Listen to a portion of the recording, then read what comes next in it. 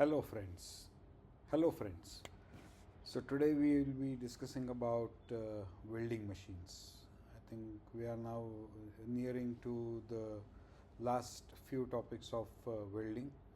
It's a big series of lectures or a big series of videos which I made on welding.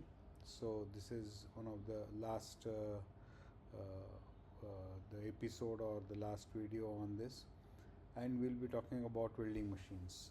As you know that there are many welding processes, and each welding process requires its specialized kind of a welding machine, and we'll study how these welding machines are designed, what are the voltage current characteristics it can give, and because of that how we can make different kinds of welds very successfully using different processes and different parameters or the features available on the latest welding electronically controlled machines. So let's start our journey from the welding machines. As you see here in this particular slide, there are more than 15 types of welding machines. We have taken only few of them here. We start with the transformer, the basic transformer, which is it's AC only. Only thing we use 230 volts or 415 volts and bring it down to open circuit voltage of about 60 to 80 and arc voltage of around 20 volts. So that's the first, just a very simple transformer machine which is used in previous years. Now I don't think even a very small grill manufacturer uses a transformer, as single phase rectifiers are available very cheap and they are electronically controlled, maintained, so their output is far better than the transformer. But that's the way the welding started. And then we have the another kind of a welder, which is a spot welder. One is the resistance welding, other is where we use the resistance between the two plates and pass a high current, so that becomes a spot welding or a seam welding or a stud welding kind of arrangements.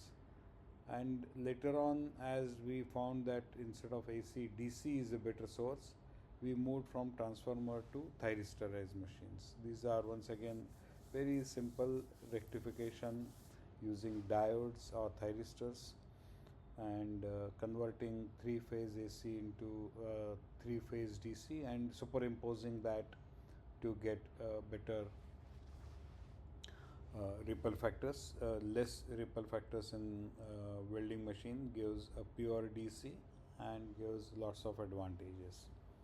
There are some combinations like the transformer. If you want to use AC for aluminum TIG welding, you can use it, or for certain electrode 6013 you don't want to use DC, you want to use AC, then transformer is available. The same machine has a combination of the transformer and the thyristor, and that gives a rectification, so you can either choose a DC or AC. It's a straight simple machine where you set your only current, that's the only variable which you are able to adjust. Voltage is automatically set because of the transformer ratio.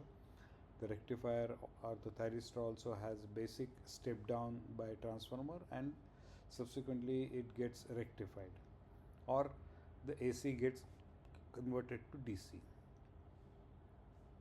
We also use oxyacetylene welder.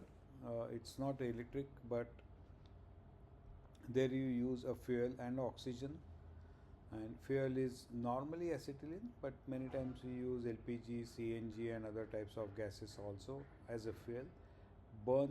Create a flame burning the fuel with the oxygen, and adjust the temperature, the flame width, height, dimensions, and depending upon the thickness of the plate and the filler wire, you can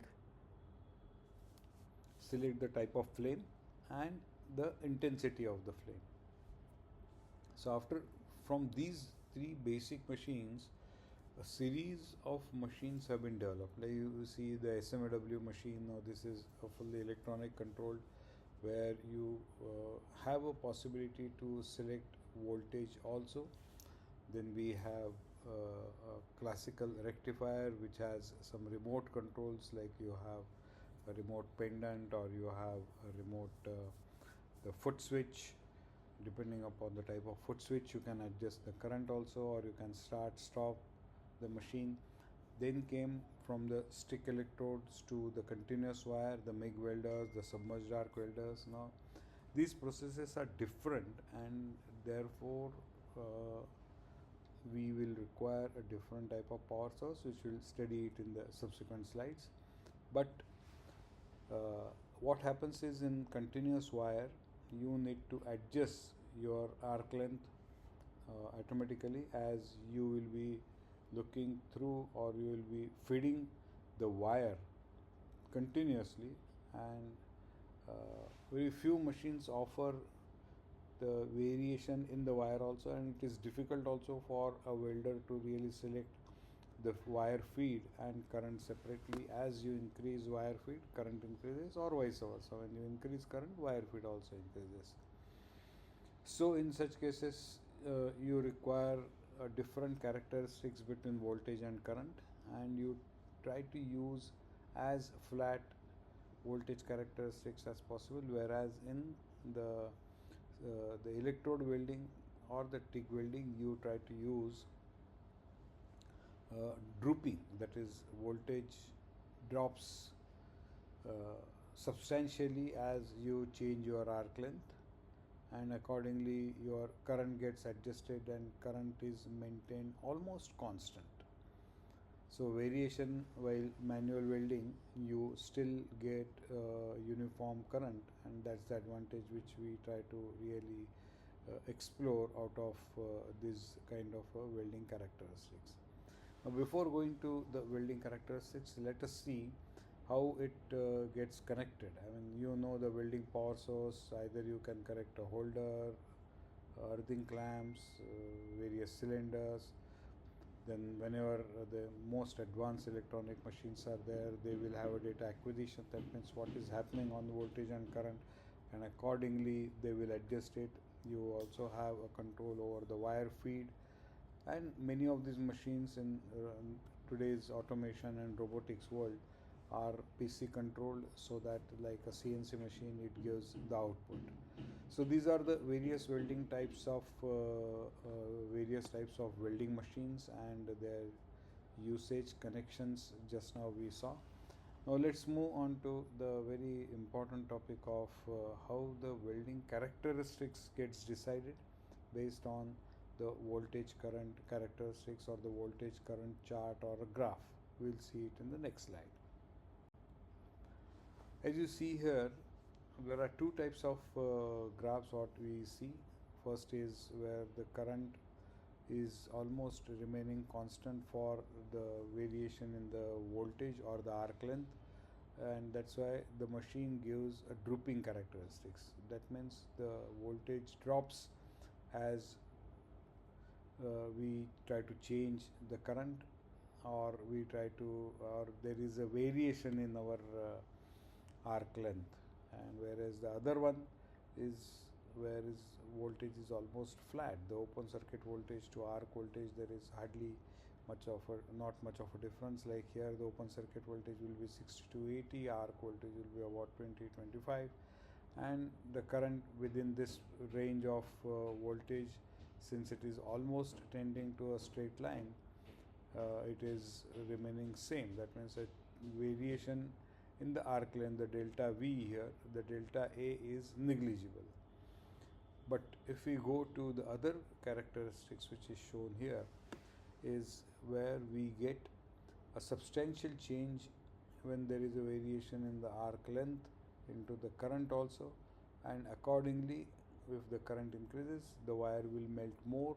If the current reduces, wire will melt less, and if the wire melt more, the arc length increases. If the wire melt less, the arc length reduces, because wire feed to both of these is going to be the constant, and that's the advantage which we try to take by having a flat characteristics or a drooping characteristics as indicated in these two charts here. However, sometimes it is ideal to have both the characteristics in the same machine, and such machines are now available. You need to make some arrangements in the switches and the electrical connections. Instead of only positive negative, there are additional ports which are given to be selected or connected, and then you can change it. Similarly, by trigger, you can change from drooping characteristics to a flat characteristics, and such advantages are now available in the latest welding machines. So it's very important to select a welding machine with the right characteristics that suits best for your processes and for your application and the type of material, joints, and the position in which you are welding. You will see some more variations in current which are possible other than the voltage current characteristics. Just purely looking at the current, how it can be played and made.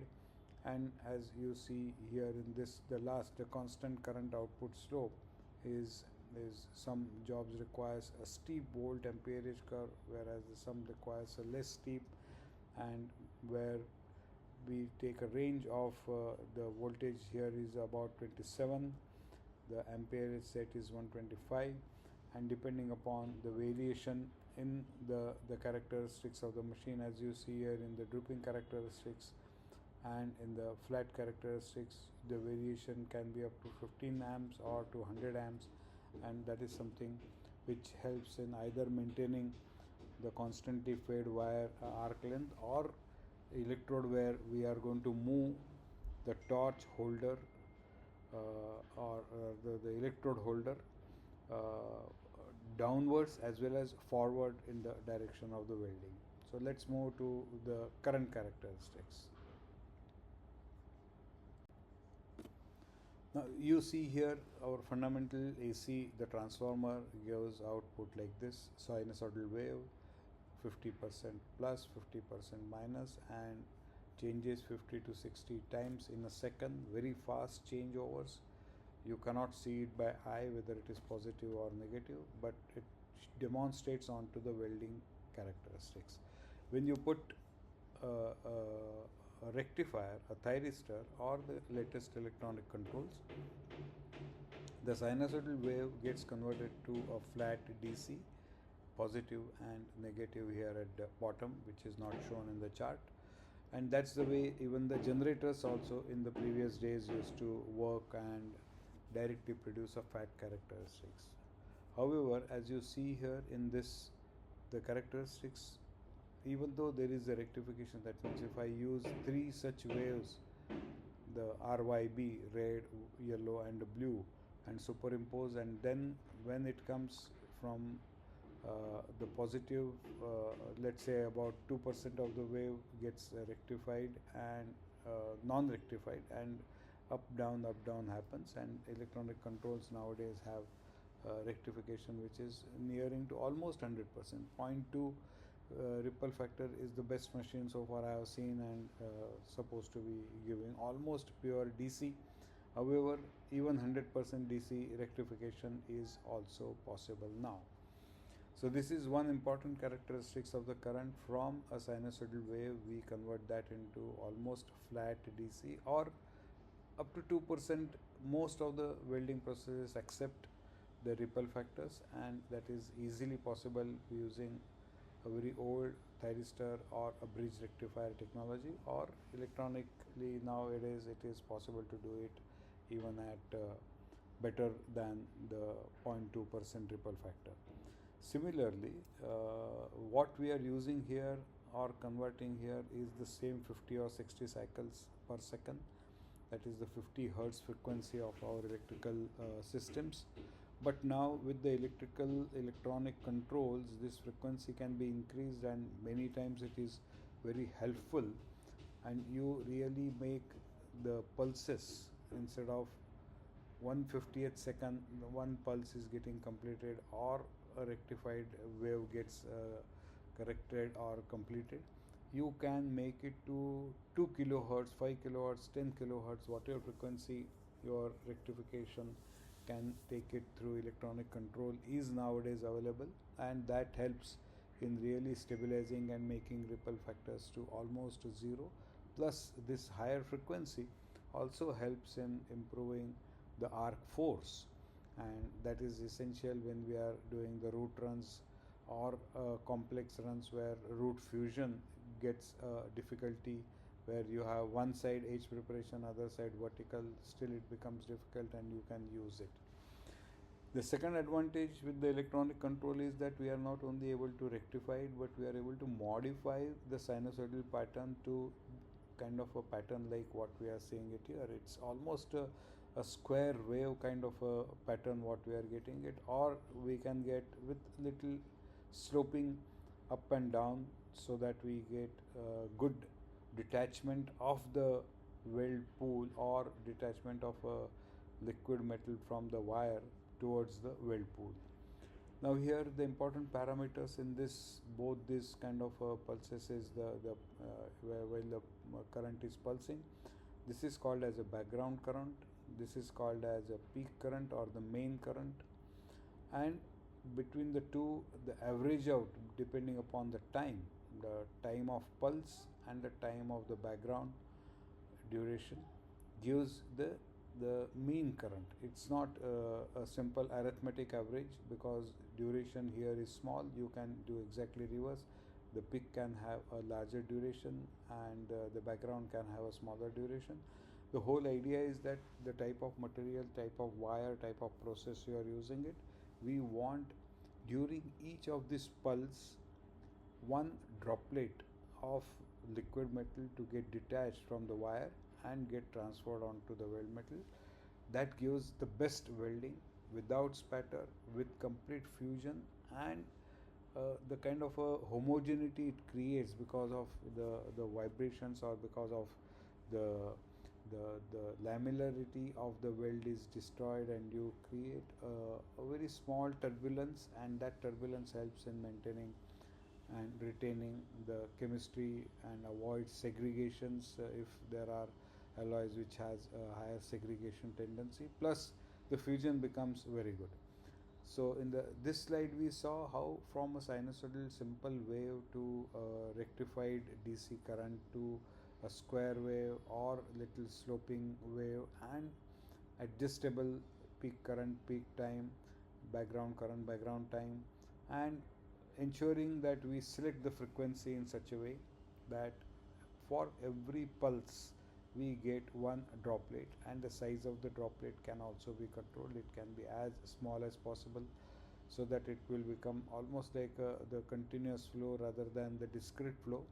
However, in the short circuiting method of welding, we use a discrete kind of a welding characteristics or the parameters, and those parameters, let's see now in the next slide how we are able to adjust. So here is the control panel on the left top, as you see, where all these parameters what we want, when we want to have a pre-flow, when the welding initial current we want to set at, and then what slope at which we gradually want to increase from the initial current to the final current. The final current has a pulsing, like you see it here, how the pulsing starts, whether the pulsing to start from the upslope or even the initial current, all the features, all the parameters, all these control panels. So from a single uh, adjustment of current today, see how many knobs you have to really adjust and get the best welding characteristics possible. And thanks to this latest electronics and the involvement of electronic engineers in development of welding machines, we are getting such a beautiful characteristics of voltage current characteristics plus pulsing of current to adjust. And there are different types of controls we give, that once you press it, it gives only the gas. Second time you trigger the torch on your TIG, or make like a 2T machines or 4T machines, then you get the current also to get to the initial current and upslope and then main current. Once you trigger it,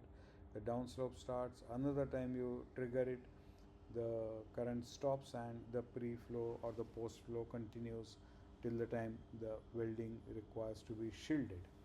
So this is the way you adjust all your current whichever is required. Now in the next slide I will show you that how these adjustments in currents is helpful to make automation successful. When welder is doing with his torch in his hand and maybe a foot switch or a small knob switch onto the torch, trigger switch onto the torch, he is able to do it. But in automation we are going to operate everything remotely, and if a particular sequence is given, which we will study in the next slide, and probably that will end our this video. So as you see here, we have a pre-flow. After the first, the torch has to be completely flushed, plus the pre-flow is also used not only for flushing the torch but also for creating a atmosphere near where we are going to start the weld, or near the pipe or inside the pipe if we are going to do a purging, or if we have a backing strips, how we are going to do that back purging. And then after about 6 to 8 seconds normally, but it can be very high up to 20 to 25 seconds depending upon the volume which requires to be purged, the length of the torch, the purging volume and the purging area. You then start your next the trigger, and that starts getting a small upslope towards the initial current, which is about 1/3 of the final current.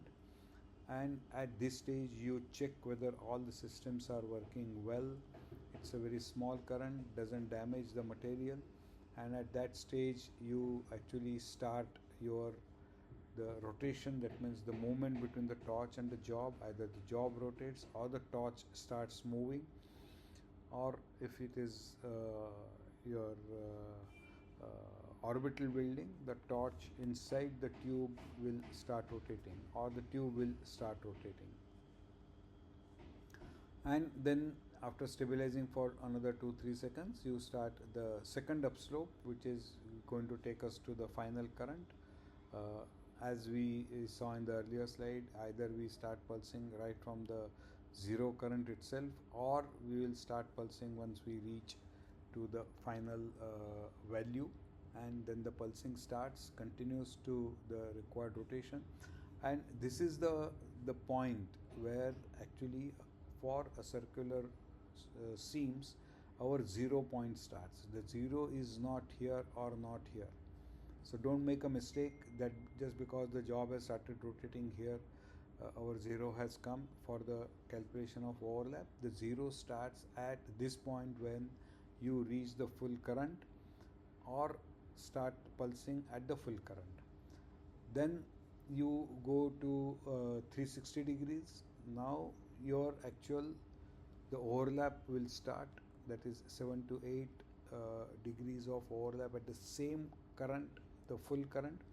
And then you stop your full current and start descending down on your curve to the next level of current, which is normally 2/3. And at this 2/3 current you try to fill up your crater and avoid crater cracks.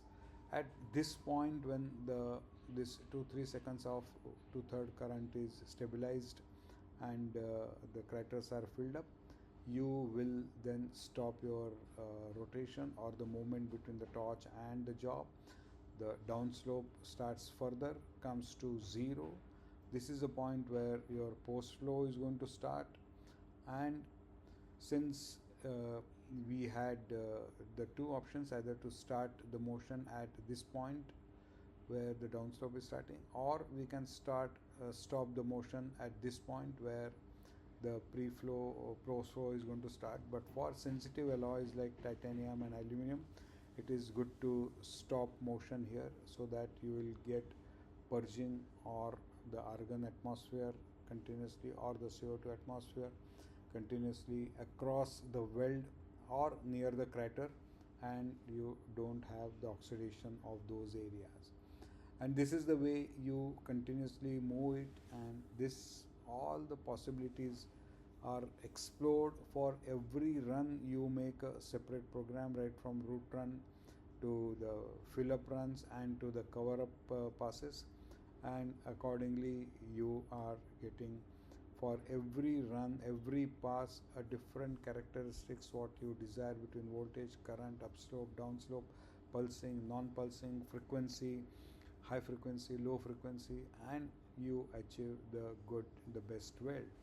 So a little study of the joint, uh, making sure that for every run you have already pre-programmed the machine if programmability is available, or you can select the right knob positions. You can make a chart for each of this pass, what is the setting in each of those knobs you want to keep it, and then hand over that sheet to the welder and ensure that he follows it. Today's IoT or the SCADA systems, as we saw earlier, where you can uh, find whether whatever settings you have desired you are getting it, or input voltage conditions or input conditions are changing your output to some extent, and that needs auto correction. So you can then have a CNC or a PC control machine, so that when the SCADA gives you input or output, it gets further improved onto the welding facilities. So I hope this episode on the welding machines and the various characteristics of voltage, current, and the possibilities of the current itself, how we can move, change, vary to the best advantage of ours to get the best welding. And as you see here in this chart, how the welding, it starts very small thin welding, goes to the wide whatever is required, and once again goes to a thin welding, and these two areas are not the overlap areas. From here to here, the overlap area comes from this to this, and you achieve a uniform. You really find it difficult in the latest machines to see where you are actually started and where you ended, if the welder and the automation and the programming of the machines and the machine's capability to deliver as programmed is the best. So thank you very much for going through this episode also. And if you have any suggestions on what more topics I should cover, you can send me on Facebook, LinkedIn, and I will try to do justice to your suggestion. Thank you very much for listening to the series of welding topics. I enjoyed, I also learned while making these videos, and let's do all our welding engineers and welding practices as India, as a shining Atma Bharat India, a very successful, and build all our equipments to the final satisfaction of the customer. Thank you so much. Dhanyawad. Jai Hind.